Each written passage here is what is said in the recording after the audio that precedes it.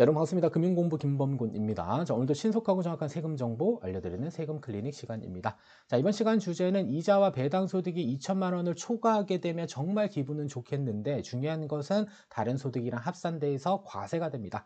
자, 그것을 바로 뭐라 그런다? 금융소득 종합과세라고 합니다. 그래서 금융소득 종합과세 어떻게 계산되는지 계산 방법에 대해서 같이 한번 알아보도록 하겠고요.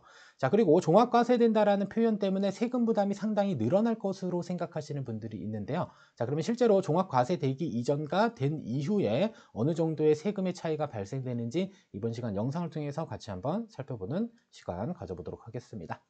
자, 먼저 금융소득 종합과세 개념 하나 살펴보고 넘어갈게요. 자, 일단은 이자소득과 배당소득을 우리는 금융소득이라고 합니다. 따라서 그 기준 금액은 2천만 원입니다. 그래서 2천만 원이 초과되게 되면 자, 금융소득 전체를 종합과세 대상 이익으로 보아서 자, 다른 종합과세 대상 소득이랑 합산돼서 과세하는 것을 뭐라 그런다? 금융소득 종합과세라고 합니다. 그래서 어찌됐든 간에 이자와 배당소득이 2천만 원 초과되면 다른 소득 합산해서 5월 달에 다시 한번 세금을 신고해야 된다라고 보시면 되겠고요. 자, 2천만 원 이하까지는 우리가 분리과세 대상 소득입니다. 그래서 지방세를 포함하지 않으면 14%, 지방세를 포함하게 되면 15.4%의 세금을 원청 징수하고 과세가 종결이 됩니다. 다만 2천만 원 초과되면 그때는 과세가 종결되는 게 아니라 다른 소득이랑 합산돼서 과세가 된다라고 볼 수가 있습니다. 자, 어찌됐든 2천만 원 넘는 게 당연히 중요하기는 하겠지만 세금 문제는 발생된다라는 점 체크하시면 되겠고요. 자, 두 번째로는 과세 대상 이자 소득과 배당 소득에 대한 부분들도 이해를 하고 계셔야 됩니다. 그래서 가장 기본적으로 은행에 가서 우리가 정기 적금을 들거나 정기 예금을 가입했다. 자, 이것들은 모두 다 과세 대상 이자 소득으로 볼 수가 있고요. 자, 그다음에 ELS 투자도 많이 하시는데 이 주가 연계증권에서 발생되는 이익도 마찬가지로 이자 소득으로 보아서 과세 대상 이자 소득에 포함이 됩니다. 자, 그리고 보험 차익이라고 하는 것은 내가 납부한 보험료보다 더 많은 금액을 수령했을 경우에 보험 차익이라고 하는데요. 자, 이것도 보험 차익은 원칙적으로는 이자 소득으로 봅니다. 다만 비과세 요건을 충족한 보험 차익에 대해서는 과세하지 않기 때문에 그때는 과세 대상 이자 소득으로 보진 않지만 만약에 자, 우리 비과세 요건을 충족하지 못했다라고 한 이 보험 차익에 대해서는 마찬가지로 과세 대상 이자 소득으로 보아서 금융소득 종합과세에 해당이 될 수가 있습니다. 자, 그리고 우리가 채권을 투자했었을 때 발생될 수 있는 두 가지 소득이 있습니다. 하나는 매매 차익에 대한 부분이 있는데 일단은 매매 차익에 대해서는 과세 대상 이자 소득도 아니고요. 이 세금을 묻지 않습니다. 자, 다만 자, 보유 기간 동안 발생된 이자 소득에 대해서는 어찌 됐든 간에 과세 대상 이자 소득으로 본다라는 점 보시면 되겠습니다. 자, 따라서 이자 소득은 비과세 금융 소득과 무조건 분리과세 대상 소득을 제외한 모든 이자 소득에 대해서는 과세 대상 이자 소득으로 본다라는 점 체크하시면 좋을 것 같고요. 자, 두 번째로는 배당 소득입니다. 자, 우리가 배당은 주식을 투자했었을 때 얻는 소득이다라고 기본적으로 알고 계십니다. 다만 추가적으로 하나 더 기억할 것은 우리가 펀드 투자로 인해서 발생되는 소득도 마찬가지로 배당 소득으로 본다라는 점 체크를 해 주실 필요가 있습니다. 그래서 뭐 주식형 펀드, 채권형 펀드 다 중요하지 않습니다. 그냥 펀드 투자로 발생된 모든 이익에 대해서는 배당 소득으로 보아서 과세 대상 배당 소득이 되고요. 자, 두 번째로는 주식을 투자하게 되면 현금 배당을 받을 때도 있고 혹은 주식 배당을 받을 때도 있습니다. 이것을 이익잉여금이라고 하는데요. 발생되는 이익잉여금에 대해서는 모두 다 과세 대상 배당 소득으로 봅니다. 자, 다만 이익잉여금은 이 그로스업을 계산하는 경우가 발생될 수가 있습니다. 자, 그로스업이라고 하는 것은 이중 과세를 조정하는 거예요. 자, 그래서 기업에서는 어떠한 세금을 내냐면 이 법인세를 냅니다. 자, 그래서 법인세가 과세된 재원을 가지고 뭘 하는 거죠? 배당을 합니다.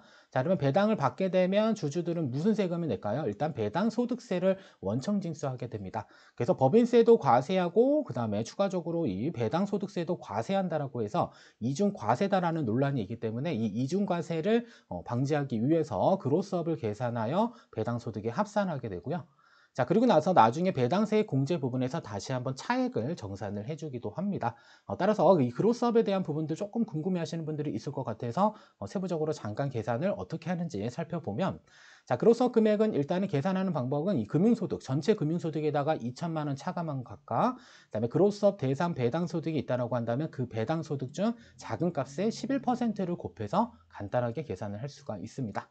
자, 예를 들어서 이자 소득은 2천만 원이 있고요. 현금 배당으로 1천만 원을 받았다라고 한다면 바로 이 현금 배당이 그로스업 대상 배당 소득으로 볼 수가 있는 것이겠죠. 자, 따라서 전체 금융소득 3천만 원에서 2천만 원 차감했더니 1천만 원이 계산이 됐고요.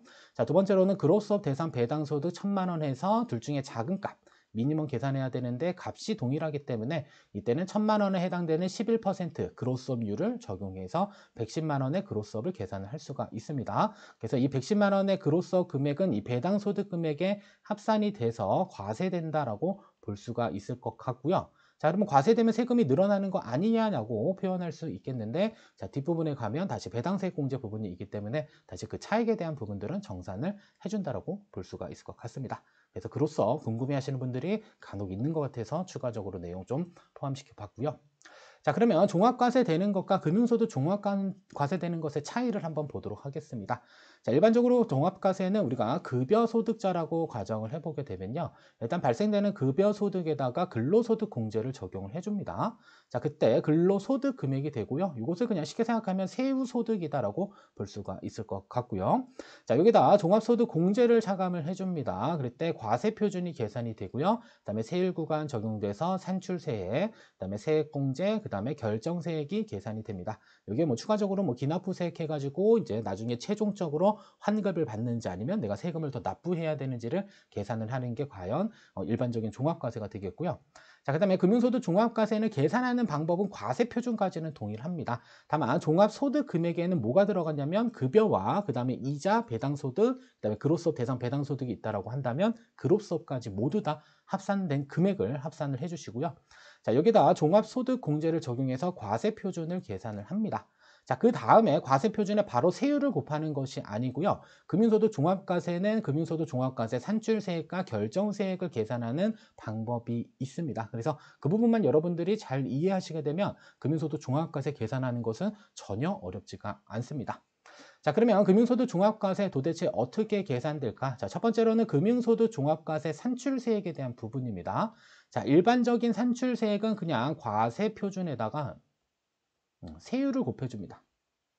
자, 이렇게 되면 이제 산출세액이 계산이 되는데, 자, 금융소득이 2천만 원 초과되게 되면 산출세액은 이와 같은 방법으로 계산하는 것이 아닙니다. 그래서 우리가 신경 써야 될 것은 자, 종합과세 방식과 분리과세 방식을 계산을 해서 둘 중에 큰 금액을 가지고 무엇을 계산한다? 금융소득 종합과세 산출세액을 계산한다라고 볼 수가 있습니다.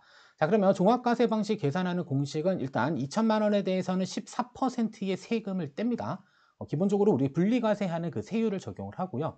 자, 여기에 발생되는 과세 표준에다가 2천만 원의 자, 이 분리과세, 즉 금융소득 종합과세 기준금액만큼은 또 차감을 해줍니다. 왜냐하면 14%에 대한 세금을 떼기 때문에 그 세금 땡 부분에 대해서는 더 이상 종합과세 하지 않겠다라고 해석하셔도 되겠고요.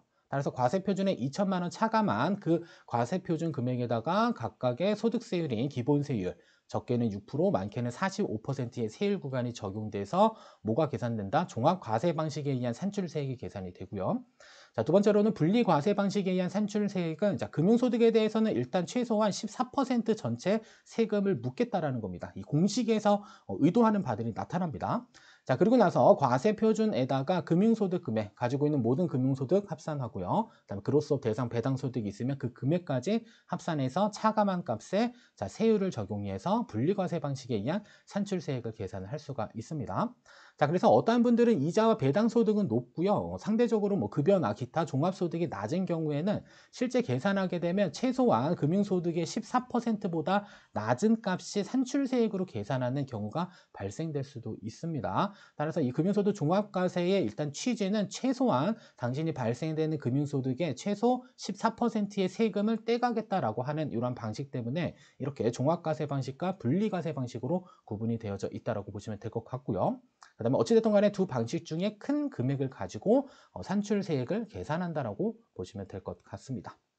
자, 그리고 나서 이제 결정세액을 계산을 합니다. 결정세액. 그래서 금융소득 종합과세 산출세액에다가 배당세액공제, 그로스업 대상 배당소득이 있으면 배당세액공제 적용을 해주고요. 자, 그 다음에 자, 세액공제 항목들을 적용을 해줍니다. 그래서 이 세액공제 항목에는 뭐 여러 가지가 있을 수 있겠으나 우리가 나중에 이제 기납부세액에 대한 부분들도 차감을 해주는데 우리가 금융소득을 지급받을 때 14%에 대한 세금을 차감하고 지급을 해준단 말이죠. 자, 그때 이 부분에 대해서 다 공제가 적용이 됩니다. 따라서 배당세액 공제는 그로서 대상 배당소득이 있는 경우, 그 다음에 세액공제의 경우는 우리 금융소득 종합과세를 제외한 나머지 여러분들 기타 연말정산 혹은 종합소득세 신고할 때 발생되는 이 세액공제 항목들을 모두 다 적용해서 결정세액이 계산된다라고 보시면 될 것 같습니다. 자, 근데 배당세액 공제에 대한 부분만 한번 계산하는 방식 잠깐 알려드리면 우리 종합과세 방식과 분리과세 방식의 산출세의 차이가 그다음에 그로스업 대상 배당소득 중 우리가 그로스업을 계산을 해서 합산한 부분들 있죠. 그래서 여기서 발생되는 이 그로스업까지 이 합산을 해서 이 배당세액 공제를 추가적으로 적용을 해준다라는 사실 정도만 알고 계시면 됩니다.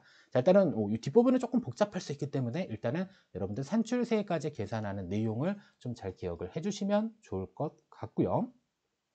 자, 그 다음에 실제로 한번 계산을 해보도록 하겠습니다. 자, 일단은 근로소득 금액, 세후소득이 6천만 원이고요. 그 다음에 이자소득 1,500만 원, 그 다음에 현금배당 1,500만 원, 종합소득 공제가 1,000만 원이라고 했었을 때 우리 금융소득을 만약에 올해 지급받지 않는다라고 했을 때 산출세가 금융소득이 2천만 원 초과된 부분을 합산했었을 때 금융소득 종합과세 금액을 한번 비교해 보도록 하겠습니다. 자, 먼저 근로소득 금액, 세후 금액이겠죠. 자, 6천만 원에다가 종합소득 금액, 종합소득 공제입니다. 이 부분 조금 수정할게요. 종합소득 공제 1,000만 원 반영하게 되면 과세 표준은 5천만 원이 계산이 됩니다. 자, 여기에 세율 구간 15%와 누진 공제 126만 원을 차감하게 되면 산출세액은 624만 원이 계산이 됩니다. 자, 여기에 물론 이제 세액 공제를 반영을 해가지고요. 최종적으로 결정세액이 계산이 되는데 우리가 세액공제를 좀 임의로 넣기가 조금 애매해서 산출세액까지만 계산을 했습니다. 그래서 어찌됐든 간에 근로소득 6천만 원에 대한 산출세액은 624만 원으로 계산이 됐습니다. 종합소득공제를 1,000만 원을 적용받았을 때 가정을 해서요.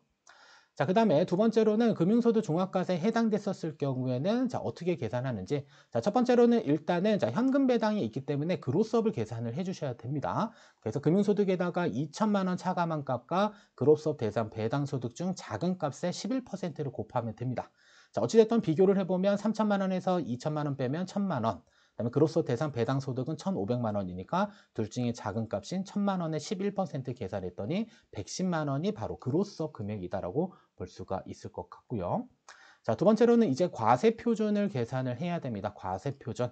자, 과세 표준은 종합소득 금액에다가 종합소득 공제를 적용해서 과세 표준을 계산을 할 수가 있습니다. 자, 그래서 근로소득 금액, 그 다음에 이자소득 1,500만 원, 그 다음에 현금배당 1,500만 원, 그 다음에 우리가 1단계에서 계산한 그로서 110만 원까지 합산했을 때 종합소득 금액은 9,110만 원이 되고요. 자, 여기다 종합소득공제 1,000만 원을 차감하게 되면 자, 8,110만 원이 바로 뭐가 된다? 과세 표준이 계산이 될 것 같습니다. 자, 그리고 나서 바로 세율을 곱해주면 좋겠지만 그렇지 않는다라고 했습니다. 따라서 산출세액은 종합과세 방식과 분리과세 방식의 산출세액을 계산해서 큰 금액을 가져간다라고 보시면 되겠습니다. 자, 그래서 첫 번째가 이제 종합과세 방식에 대한 부분입니다. 그래서 2천만 원까지는 14%를 과세하고요. 자, 과세 표준에다가 2천만 원 차감했더니 자, 과세 표준은 6,110만 원이 됩니다. 자, 여기에 해당되는 세율 구간 24%, 누진공제 576만 원을 차감하게 되면 자, 종합과세 방식에 의한 산출세액은 1,170만 원 정도가 계산이 되고요. 자, 두 번째로는 분리과세 방식에 의한 산출세액 계산하면 3천만 원의 14%, 그다음에 과세 표준 8,110만 원에 자, 금융소득 금액 3,110만 원 차감하게 되면 자, 과세 표준 5천만 원 되고요. 여기에 해당되는 세율 구간 15%, 누진공제 126만 원 적용해서 세금을 계산했더니 1,044만 원이 계산이 됐습니다.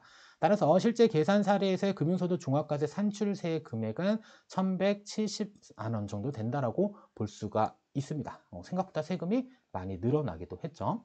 자, 그러면 최종적으로 한번 비교를 해보도록 하겠습니다. 우리가 첫 번째로는 금융소득이 없었을 때 산출세액은 624만 원이 계산이 됐었고요.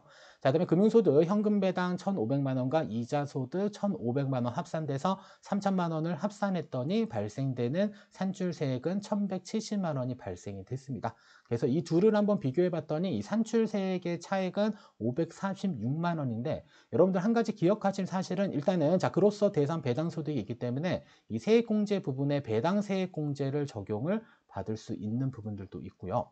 자, 두 번째로 하나 기억하실 것은 우리가 현금배당과 이자소득을 지급받을 때는 14%에 대한 세율로 원청징수가 됩니다. 이것도 마찬가지로 세금을 부담한 부분이기 때문에 이 3천만 원에 대한 14% 계산하게 되면 약 420만 원의 세금을 추가적으로 납부를 했습니다.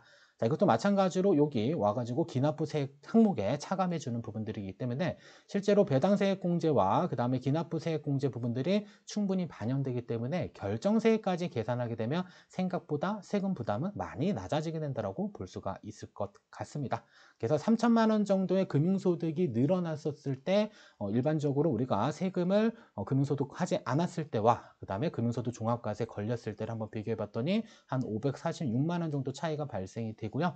실제로는 이거보다는 훨씬 낮은 차액이 실제로 세금으로 부담을 하게 된다고 볼 수가 있을 것 같습니다. 자, 그래서 이제 결론입니다.